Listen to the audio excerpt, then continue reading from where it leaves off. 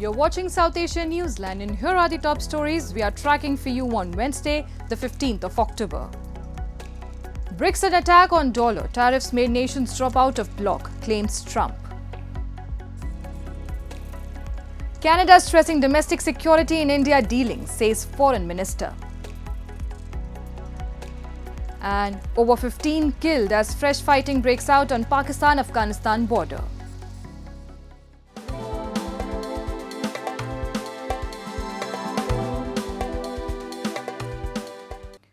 And now for all the details. US President Donald Trump, during a bilateral lunch with Argentina's president at the White House, said that BRICS was an attack on the dollar and noted that countries that want to deal in dollars have an advantage over those that do not.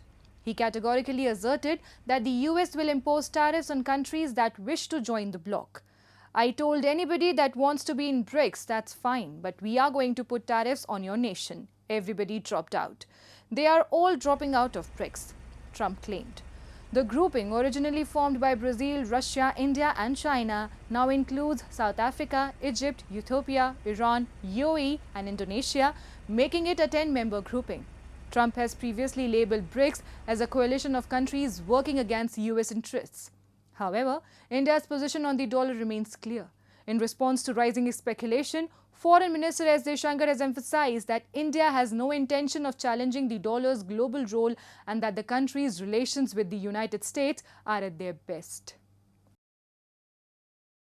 Canada is emphasizing domestic security and the rule of law as it seeks to rebuild ties with India. Foreign Minister Anita Anand said on Tuesday after her talks with top leadership in New Delhi this week. Prime Minister Mark Carney has urged diversifying trade and strengthening relations with major nations, including those with strained ties amid US tariffs on Canadian goods. Relations between India and Canada had soured after then Prime Minister Justin Trudeau in 2023 accused Indian diplomats of involvement in the killing of Khalistani terrorist Hardeep Singh Nijjar, an allegation New Delhi firmly denied, calling it baseless. India, in turn, accused Ottawa of sheltering extremist elements that threaten its sovereignty. Anand said Canada's current approach focuses on first ensuring domestic security while re-engaging with India through constructive dialogue to restore mutual trust and expand cooperation.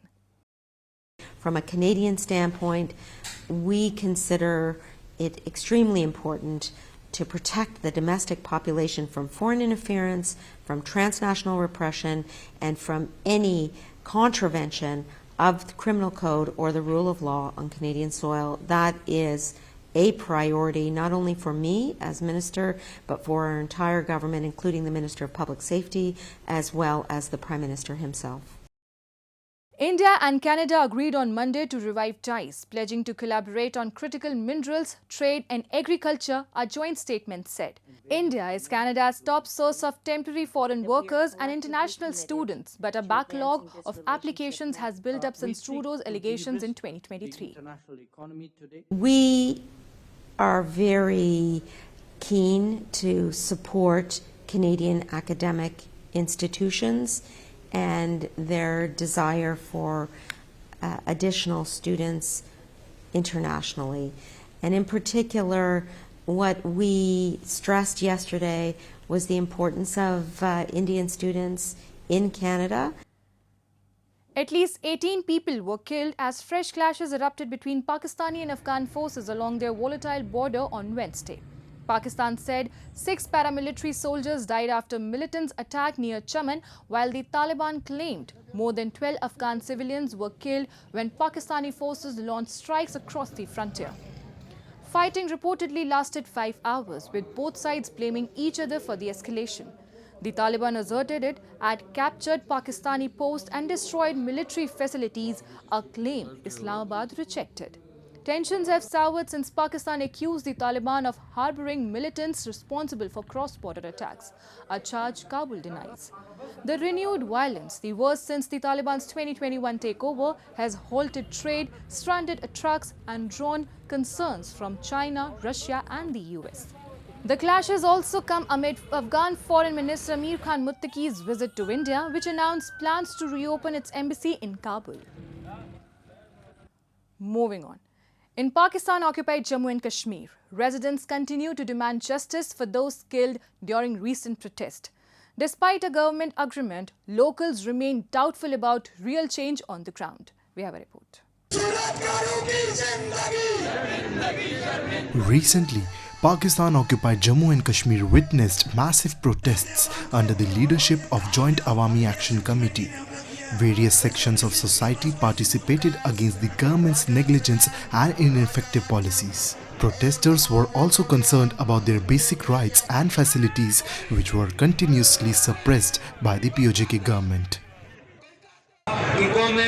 अपने इज्तिमाई मसाइल के हल के लिए जो उनके इज्तिमाई बुनियादी मसाइल होते हैं उनके हल के लिए एक मुनज़्ज़म प्लेटफार्म के नीचे पुरअमन जदोजहद करती है। मैं इस तहरीक के जो हमारे बुनियादी मकासद हैं वही 38 चार्टर ऑफ निकात हैं वो कैसे हल करने हैं वो सारी बाशऊर कौम कश्मीरी कौम इंदर से ताव पर जान चुकी है, लेकिन वो आगे भी इसी तरह अपने जो हमारे कायदीन हैं उन्हीं की ही बातों को सुनते हुए नज़्म-ओ-ज़ब्त के साथ और पुरअमन रह के हल हो सकते हैं। और जिन्होंने तशद्दुद किया चाहे वो फावड़ा से हो या जिस जगह से भी हो, इंशाअल्लाह मुझे बहसीयत मुसलमान ये यकीन है कि अगर कानून ने उनको सजा ना मिली तो अल्लाह की लाठी जो आवाज है उनको इंशाअल्लाह जरूर सजा मिलेगी। Although an agreement has been reached between the top authorities and the Joint Awami Action Committee, the local people are still raising questions about the intentions of Prime Minister Chaudhry Anwar ul Haq's government. It remains to be seen whether the government will actually take effective measures to provide relief to the people, or if, as always, its assurances will once again prove to be mere rhetoric. Moving on.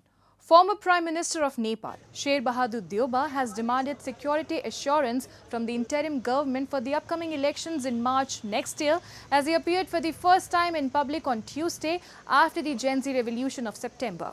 Deuba, while addressing the Central Working Committee meeting of his party, the Nepali Congress raised the issue of absence of security for its conduct and stated that the election is the only way out to bring the country to constitutional path.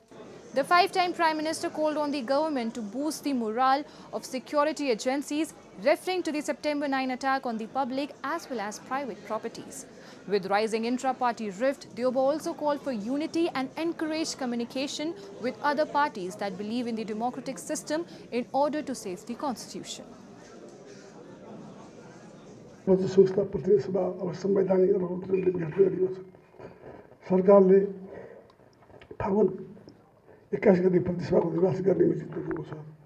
तथापि स्वतन्त्र निष्पक्ष र भयरहित निर्वाचनको वातावरण बन्न सकेको छैन। निर्वाचनको पूर्व शर्तमा रहेको शान्ति सुरक्षाको ग्यारेन्टी छैन। And at least 16 people have lost their lives and several others were injured in a fire that broke out at a garment factory and an adjacent chemical warehouse in Bangladeshi capital Dhaka on Tuesday. The fire started around midday on the third floor of the 7-story factory and quickly spread to a nearby warehouse storing bleaching powder, plastic and hydrogen peroxide, an official said. Witnesses said locked doors and poor safety measures trapped many workers inside. Firefighters battled the flames for nearly 3 hours before bringing the factory fire under control. Grief-stricken relatives gathered outside Dhaka Medical College Hospital morgue and the church site searching for missing loved ones. Authorities said both the factory and warehouse lacked approval and fire safety plans. The tragedy has once again highlighted Bangladesh's recurring industrial safety failures. Officials fear the death toll could rise as rescue operations continue.